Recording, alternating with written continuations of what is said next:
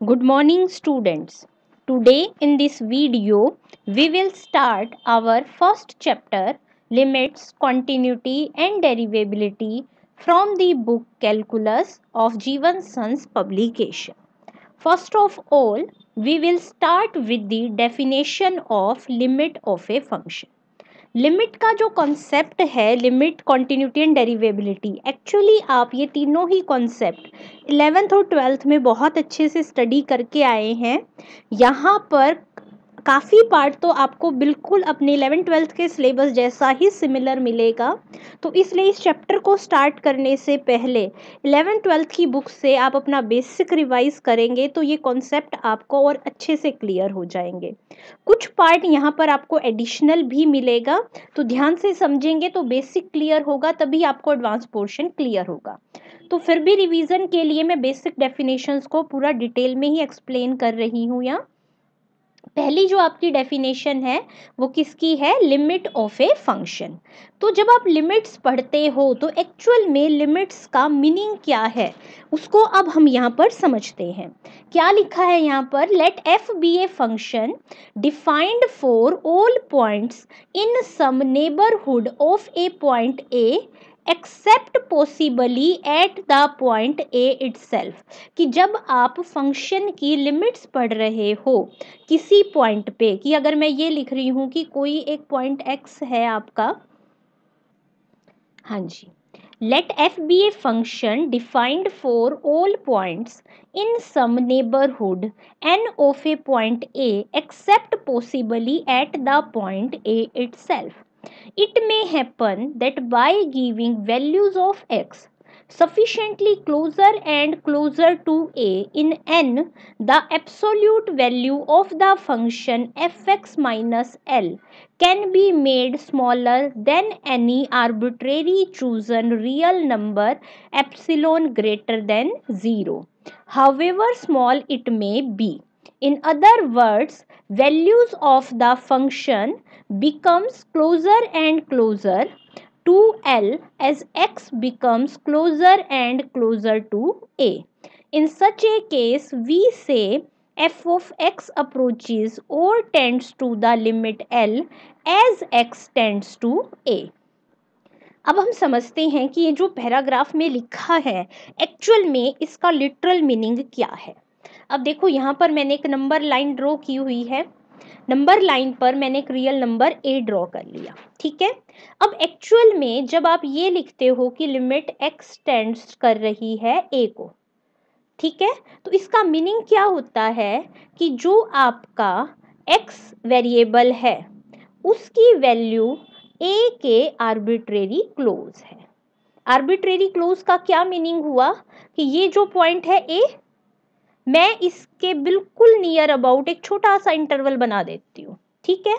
तो जब इस इंटरवल में ए को छोड़कर जितनी भी वैल्यूज हैं वो हम सारी मान लेते हैं कि वो वैल्यूज किसके लिए यूज हो रही हैं? एक्स अप्रोचेस टू ए के लिए। क्योंकि जब आप लिमिट पढ़ते हो तो फंक्शन का पॉइंट ए पर डिफाइन होना ज़रूरी नहीं होता, इसीलिए x अप्रोचेज ऑफ ए का मतलब x इक्वल्स टू ए नहीं है। एक तो आपने ये कॉन्सेप्ट बहुत अच्छे से समझना है कि जब आपका x वेरिएबल पॉइंट ए को अप्रोच कर रहा है तो उसका ये बिल्कुल भी मीनिंग नहीं है कि x की वैल्यू है इक्वल्स टू ए, ठीक है। इसी कॉन्सेप्ट को अच्छे से समझाने के लिए यहाँ इसने स्पेशल लिखा है इन सम नेबरहुड एन ऑफ ए। अब यहाँ पर ये नेबरहुड वर्ड का क्या मीनिंग है, अभी जो आप पढ़ रहे हो डिटेल में ये कॉन्सेप्ट अभी आपके सिलेबस में लेटर ऑन आएगा। अभी आप यूँ समझ के चलिए कि जब आप रियल लाइन की बात कर रहे हैं, आपके सिलेबस में जितना भी टॉपिक यूज़ हो रहा है उसमें सिंपल एक रियल लाइन यूज़ हो रही है। तो रियल लाइन में नेबरहुड का मीनिंग क्या हो जाता है? सिंपल क्या? इंटरवल। मैं लिख देती हूँ यहाँ कि आपके कॉन्सेप्ट के केस में वैसे नेबरहुड एक बहुत ही वास्ट वर्ड है, इसका बहुत डिटेल में पढ़ोगे आप अपने 4th सेमेस्टर में। अभी आपने क्या समझना है कि f कोई फंक्शन है जो हर उस पॉइंट के लिए डिफाइंड है जो in some neighbourhood N of a point A, कि ए पॉइंट के नियर अबाउट, जो मैं एक नेबरहुड मतलब कि एक स्मॉल सा इंटरवल बना लूं, तो उस इंटरवल के हर पॉइंट पर फंक्शन डिफाइंड है except possibly at the point a itself, कि ए पे फंक्शन डिफाइंड भी हो सकता है और नॉट डिफाइंड भी हो सकता है। हमें ए पॉइंट से रिलेटेड यहाँ पर कोई कंडीशन लगाने की जरूरत नहीं है। जब आप ये कॉन्टिन्यूटी और डिफरेंशिएबिलिटी वाले टॉपिक्स पढ़ोगे तब ये कंडीशन एडिशनल पोज हो जाएगी कि फंक्शन को ए पर भी डिफाइन होना पड़ेगा। लेकिन जब आप लिमिट्स का कॉन्सेप्ट पढ़ते हैं तो फंक्शन का पॉइंट ए पर डिफाइंड होना बिल्कुल भी जरूरी नहीं होता है। तो अब हमने क्या लिखा फर्स्ट लाइन में कि ए पॉइंट के नियर अबाउट हमने एक स्मॉल सा इंटरवल बना लिया जो कि उसका नेबरहुड है, उस नेबरहुड के इस इंटरवल के हर पॉइंट पर एक्सेप्ट ए फंक्शन क्या है, डिफाइंड। फिर अब हम आगे पढ़ते हैं, it may happen that by giving values to x sufficiently closer and closer to a in N, कि इस नेबरहुड में आपने जो भी वैल्यूज ली है ना ये बिल्कुल ए के नियर अबाउट है। तो अब हम कह रहे हैं कि जो स्मॉल एक्स अप्रोचेस टू ए का मीनिंग क्या है कि आप एक्स को ए के नियर अबाउट वैल्यूज असाइन कर रहे हो। नियर अबाउट वैल्यूज मतलब कि यहाँ पर आपका मीनिंग है कि आप एक्स की जो वैल्यूज है वो इस इंटरवल से चूज कर रहे हो। Then the absolute value of the difference f x minus l. अब एफ एक्स माइनस एल तो वो एक फिक्स नंबर हो गया जो फंक्शन की क्या बनेगा, लिमिट। अब एफ एक्स का मीनिंग क्या हो गया कि जो भी ये फंक्शन आपका एफ था उसमें आपने एक्स की कौन सी वैल्यूज पुट कर दी, आपने वैल्यूज पुट करी इस इंटरवल से जो कि ए के नियर अबाउट थी।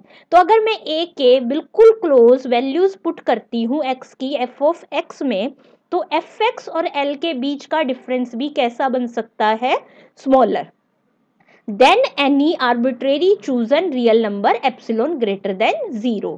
However small it may be, कि जो अगर x और a के बीच का डिफरेंस बहुत स्मॉल है, मतलब x जो है वो a के कहाँ है, बिल्कुल नियर होगा, जब भी तो इनके बीच का डिफरेंस, कोई भी दो रियल नंबर्स हैं उनके बीच का डिफरेंस कब बहुत स्मॉल होगा, जब वो दोनों के बीच में बहुत कम डिफरेंस हो, यानी कि x a के बिल्कुल क्लोज हो।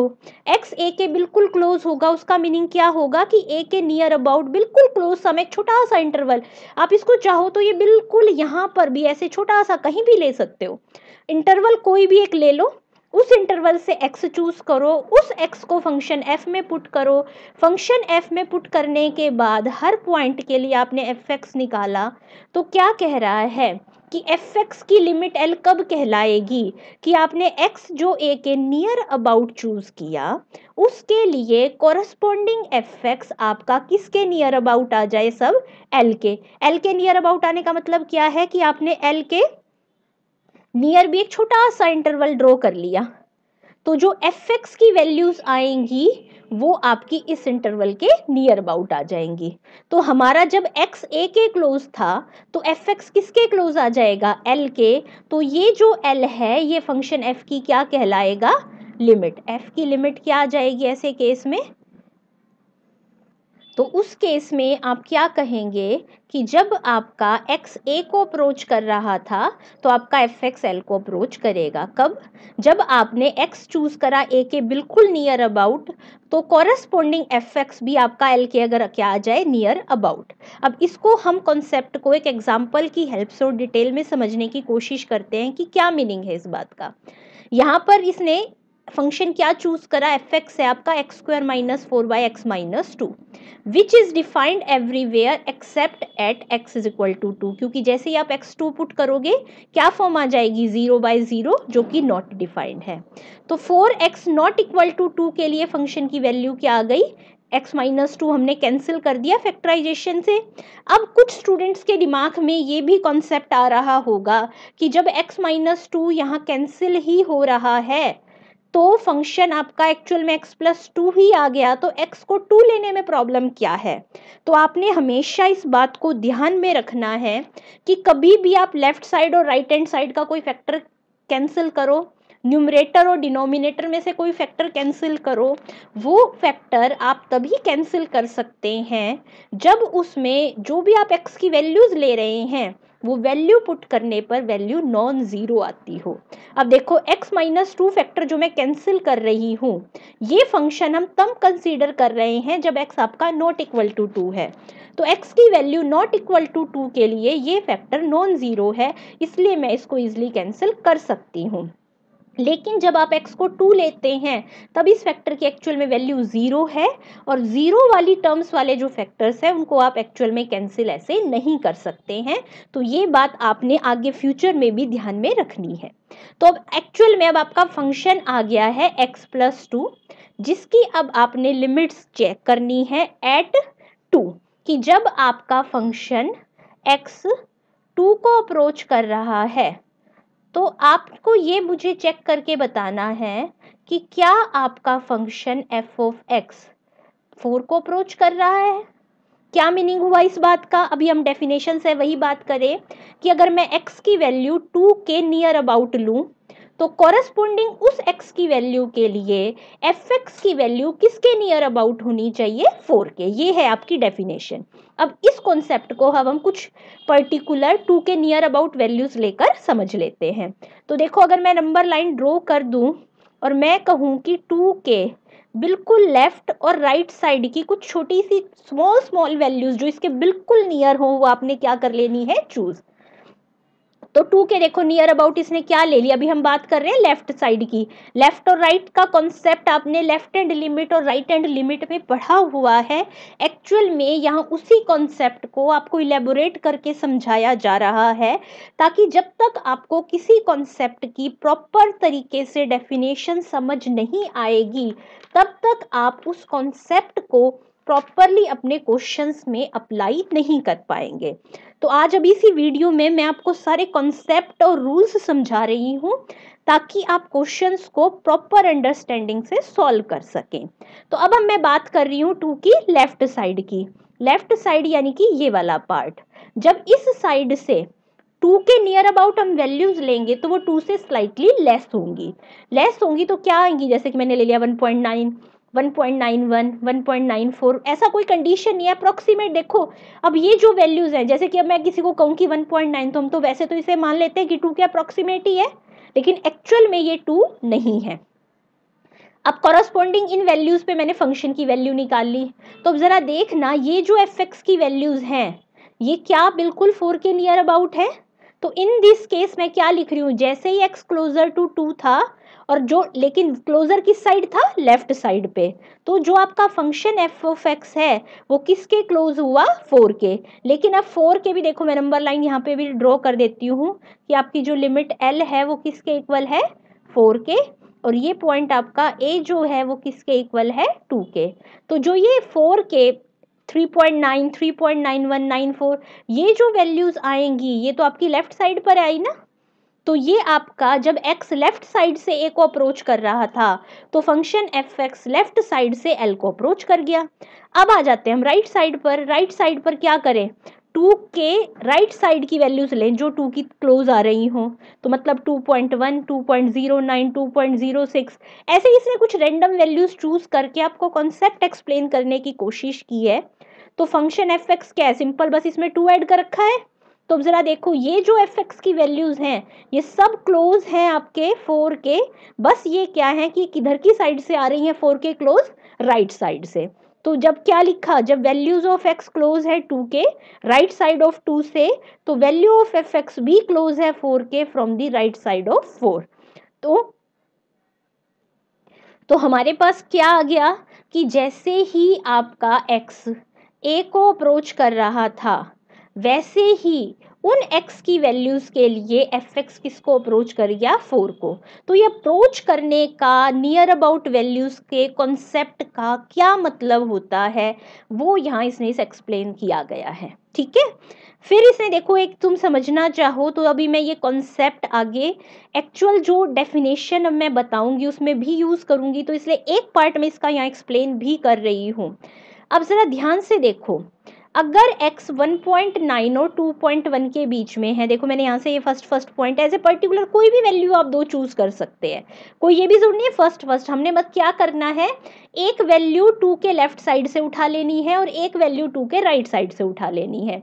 दोनों वैल्यूज का लेफ्ट और राइट साइड डिफरेंस भी सेम होना जरूरी नहीं है, आप कैसे भी उनको चूज कर सकते हो, लेकिन यहाँ इसने इक्वल वाला केस ले लिया ताकि आपको थोड़ा सा इजीली समझ में आ जाए। तो मैंने देखो एक लेफ्ट साइड की ले ली 1.9, राइट साइड से ले लिया 2.1।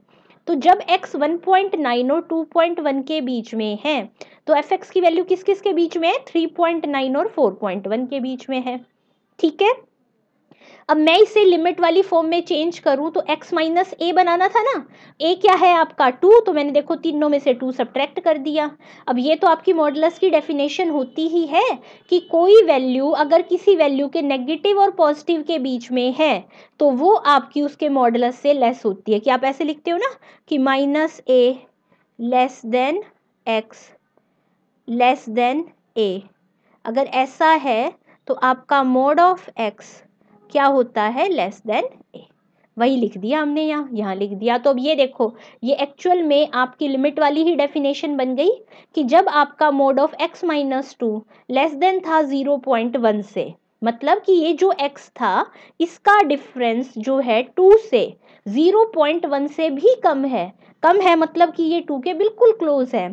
तो इसी x के लिए जब आपने fx निकाला तो उसका डिफरेंस आपके 4 यानी कि आपकी लिमिट से वो भी 0.1 से कम है, तो उस x के लिए आपका fx जो है वो लिमिट के बिल्कुल क्लोज है, इसलिए ये फंक्शन fx की 4 पॉइंट क्या बन जाएगी, limit. Now we come to definition of limit of a function. ये जो डेफिनेशन है, अभी तक तो मैंने जैसे आपको मेन कॉन्सेप्ट एक्सप्लेन किया है, अब हर एग्जाम में आपके 2 मार्क्स के क्वेश्चन में आ जाता है कि लिमिट ऑफ ए फंक्शन को एक्सप्लेन करो, तो क्या प्रॉपर डेफिनेशन जो आपने यूज करनी है वो यहाँ लिखी गई है। जो भी मैंने कॉन्सेप्ट पढ़ा है उसी को ही इसने यहाँ नोटेशन फॉर्म में लिख दिया है।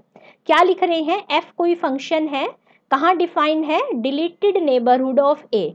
यहाँ डिलीटेड नेबरहुड ऑफ ए से मतलब क्या है कि नेबरहुड में से ए को डिलीट कर दिया गया है। क्यों, क्योंकि लिमिट के केस में पॉइंट ए पर फंक्शन का कैसा बिहेवियर है उससे हमारा कोई मैटर नहीं है। देखो यहाँ पॉइंट में भी एक्सप्लेन करा गया है कि deleted neighbourhood of A implies the neighborhood of A from which A has been excluded.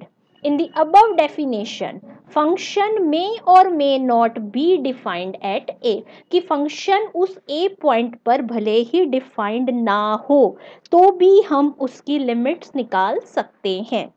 The limit of f, if it exists, will continue to exist if we change the value of function at point A, कि अगर किसी function की limit एक बार exist कर जाती है तो वो हमेशा एग्जिस्ट करेगी भले ही हम फंक्शन की वैल्यू एट पॉइंट ए क्या कर दे, चेंज। ठीक है, इसलिए ए का यहाँ कोई रोल नहीं था, इसलिए हमने जो नेबरहुड लिया है उसमें से ए को डिलीट कर दिया है।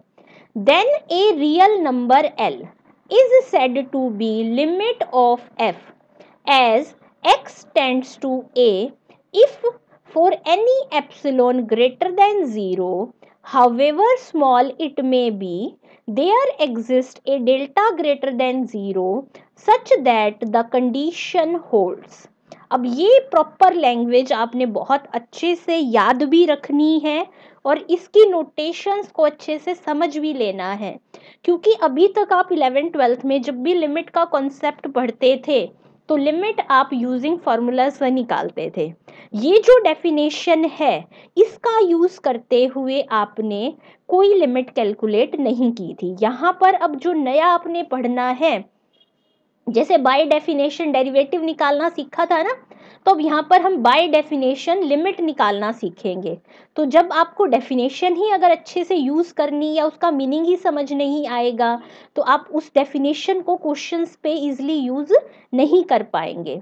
तो अब क्या आपने याद रखना है कि f कोई फंक्शन है जो डिलीटेड नेबरहुड ऑफ a में डिफाइंड है, कोई रियल नंबर l फंक्शन की लिमिट कहलाएगा जब x a को टेंड कर रहा है। उसके लिए क्या सेटिस्फाई होना चाहिए कि एप्सिलॉन के लिए एप्सिलॉन और डेल्टा आर जनरल नोटेशंस हैं यहाँ पर, और इनसे कोई मतलब नहीं है कि एप्सिलॉन और डेल्टा से ये मीनिंग है कि ये दो ऐसे नंबर आपने चूज किए हैं जो ज़ीरो के अप्रॉक्सीमेटली इक्वल हैं, क्योंकि जब ये अप्रॉक्सीमेटली ज़ीरो के इक्विवेलेंट होगा तभी तो एफ एक्स माइनस एल जब इससे भी लेस है तो अप्रॉक्सीमेटली क्या हो जाएंगे, इक्वल। ठीक है, तो आपको क्या करना होगा, लिमिट के लिए हर एप्सिलॉन के लिए एक ऐसा डेल्टा निकालना होगा जो इस कंडीशन को सेटिस्फाई करे। क्या कंडीशन है कि अगर एफ एक्स और एल का डिफरेंस एप्सिलॉन से भी कम हो, कब, जब आपके मॉड ऑफ एक्स माइनस ए का डिफरेंस लेस देन हो delta but greater than zero. Greater than zero हम क्यों यूज कर रहे हैं कि अगर x a हो जाता तो x माइनस ए की वैल्यू हो जाती ज़ीरो, जो हमें कंसीडर यहाँ करना नहीं। तो हमने सारी वैल्यूज ले ली, लेकिन उसमें से हमने क्या ले लिया, इसको ग्रेटर देन ज़ीरो, ताकि हमने x इज इक्वल टू ए वाला केस छोड़ दिया। तो एक्चुअल में अगर आप इस चीज़ को ध्यान से देखें कि ये सारे वो x की बात कर रहा है जिनका डिफरेंस a के साथ डेल्टा से भी कम है, मतलब ये उन सब x की बात कर रहा है जो a के नियर अबाउट है बट इक्वल टू ए नहीं है। अब यहाँ पर इस स्टेप पर मैंने क्या करा, सिंपल मॉडुलस की डेफिनेशन खोल दी। क्या होता है, जब भी मैंने अभी लास्ट पेज पर भी बताया था कि किसी भी नंबर का मॉड अगर ए से, जैसे एप्सिलॉन से कम है, तो F x minus L actual में माइनस एप्सिलॉन और प्लस एप्सिलॉन के बीच में हो जाएगा। दो जो इसके साथ माइनस एल था मैंने तीनों में ऐड करके उसे उधर कन्वर्ट कर दिया। अब जैसे इस कॉन्सेप्ट को आपने समझना हो तो ज़रा ध्यान से देखो, मैं अभी यहाँ पे ये जीरो ग्रेटर देन वाला पोर्शन एक बार मैं स्किप करके आपको एक्सप्लेन कर रही हूँ कि mod of x minus A less then delta का मतलब क्या हो जाएगा कि एक्स माइनस ए जो है वो माइनस डेल्टा और डेल्टा के बीच में है। ए तीनों साइड ऐड कर दिया तो x जो है वो a माइनस डेल्टा और a प्लस डेल्टा के बीच में है। बट यहाँ पर क्योंकि आपके पास जीरो ग्रेटर देन भी था तो इन दोनों के बीच में ये a माइनस डेल्टा और a प्लस डेल्टा, आपने इस a को यूज नहीं करना। तो हमने a माइनस डेल्टा से लेकर a प्लस डेल्टा वाले सारे x तो लेने हैं लेकिन a नहीं लेना। तो मैं इसको टू पार्ट्स में ब्रेक कर लेती हूँ। एक पार्ट तो वो जो a माइनस डेल्टा से a वाला है और एक पार्ट वो जो a से लेकर a प्लस डेल्टा वाला है। तो मैंने इस इंटरवल को टू पार्ट में ब्रेक कर लिया, एक में तो a माइनस डेल्टा से a तक वाले पॉइंट और एक में a से लेकर a प्लस डेल्टा वाले पॉइंट्स। अब आप देखोगे कहीं भी बीच में ये जो इनइक्वालिटी थी इस पर इक्वल का साइन नहीं था, इसलिए ये दोनों पॉइंट्स जब इंटरवल की फॉर्म में लिखे जाएंगे, तो जब आप इंटरवल लिखते हो तो a माइनस डेल्टा और a दोनों ही इंक्लूडेड नहीं है, तो यहाँ पर क्या हो गया, a माइनस डेल्टा और a ओपन इंटरवल। ऐसे इधर हो गया a और a plus delta open interval, और इन दोनों इंटरवल्स का जब आप यूनियन कर लोगे तो वो सारे पॉइंट्स आ जाएंगे। अब इसमें क्या क्या देखो क्या हो रहा है, a माइनस डेल्टा और a प्लस डेल्टा के बीच के सारे पॉइंट्स हैं एक्सक्लूडिंग पॉइंट a। और अब आपको ये तो क्लियर हो ही गया होगा कि जैसे मैंने इससे ये लिखा कि आप इजीली ये वाला स्टेप लिख सकते हैं।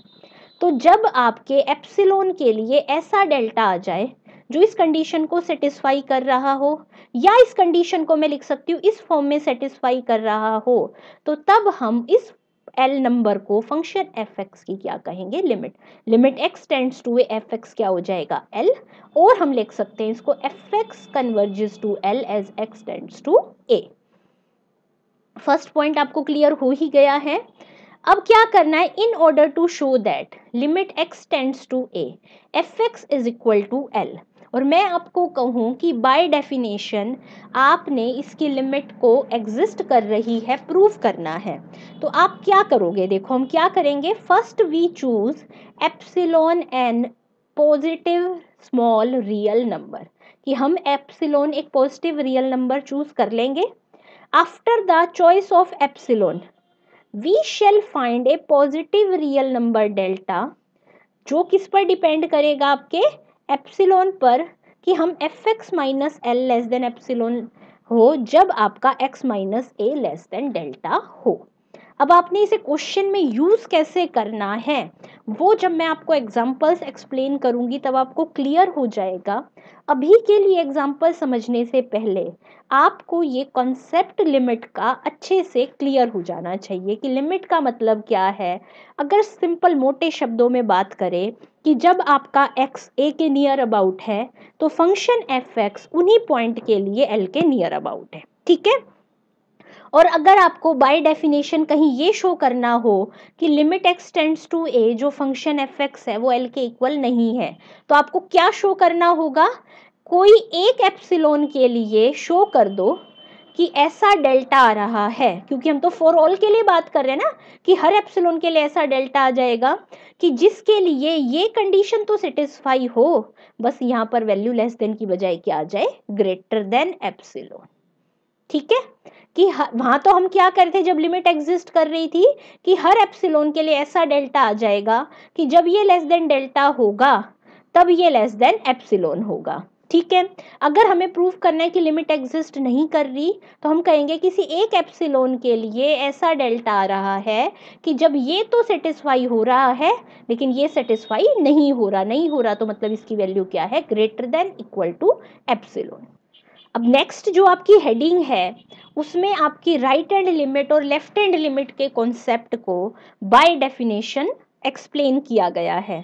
अब एक्चुअली में न्यूमेरिकली आप क्या लिखते हो, ये जो आपका x tends to a plus है इसे हम कहते हैं अपनी right hand limit, right x a plus side से अप्रोच कर रहा है, प्लस साइड से मतलब कि x की जो वैल्यू है वो a की, देखो मैं जैसे नंबर लाइन ड्रॉ कर दूं, वैसे ये कॉन्सेप्ट बहुत अच्छे से हो चुका है फिर भी किसी को डाउट ना रहे इसीलिए मैं बार बार एक्सप्लेन कर रही हूँ। a प्लस का मतलब है कि बड़ी वाली वैल्यूज की तरफ से a के क्लोज आ रहा है तो ये तो हो जाएगा आपका राइट हैंड लिमिट, और a माइनस का मतलब होता है कि a से छोटी वैल्यूज की तरफ से वो a के क्लोज आ रहा है तो ये बन जाएगा आपका लेफ्ट हैंड लिमिट, ठीक है। अब इसी को मैं अगर बाय डेफिनेशन लिखूं तो देखो अबव वाली डेफिनेशन को ही ब्रेक करा गया है। A function f is said to tend to right hand limit L as x tends to a from right or from above। Her epsilon के लिए डेल्टा एग्जिस्ट करे कब, अब देखो जो मैंने अभी लास्ट डेफिनेशन में इंटरवल को टू पार्ट्स में ब्रेक करा था, कैसे ब्रेक करा था हमने, ये आपकी रियल लाइन थी इसके बीच में ये पॉइंट है a, ऐसे आपने ये इंटरवल बनाया था। तो जब आप इंटरवल का ये वाला पार्ट लेंगे तो ये आपकी कहलाएगी लेफ्ट हैंड लिमिट, और जब आप इंटरवल का ये वाला पार्ट लेंगे तो ये आपकी कहलाएगी राइट हैंड लिमिट। तो देखो दोनों डेफिनेशंस बिल्कुल सेम है। देखो यहाँ पे मैंने लिखा था tend to right hand limit l, यहाँ पर मैंने लिख दिया लेफ्ट हैंड लिमिट एल।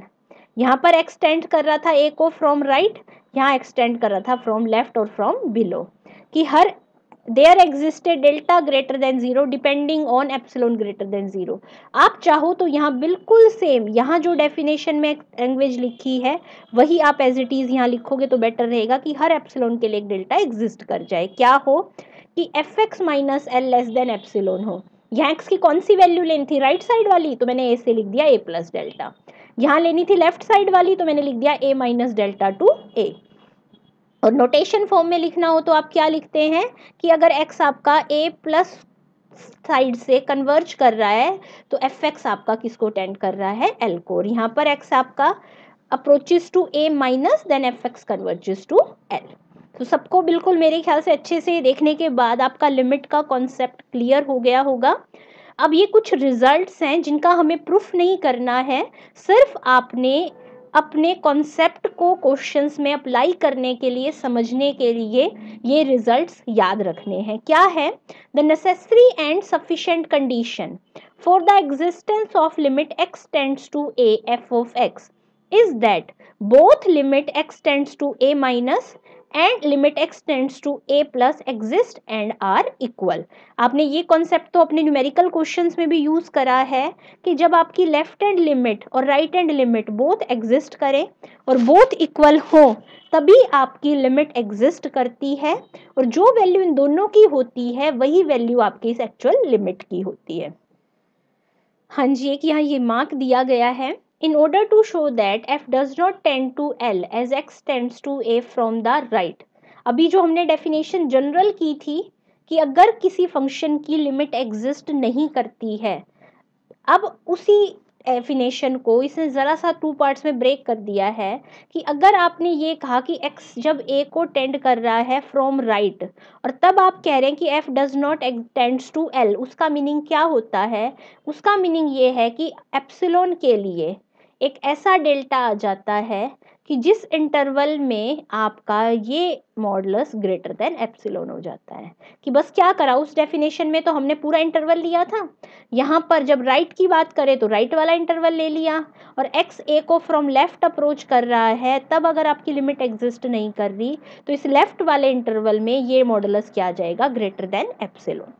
अब नेक्स्ट रिजल्ट है कि लिमिट जो है अगर किसी फंक्शन की किसी पॉइंट पर एग्जिस्ट करती है तो वो ऑलवेज क्या होती है? यूनिक। यानी कि आप किसी भी मेथड से कैलकुलेशन करें आपका आंसर ऑलवेज क्या आएगा? सेम।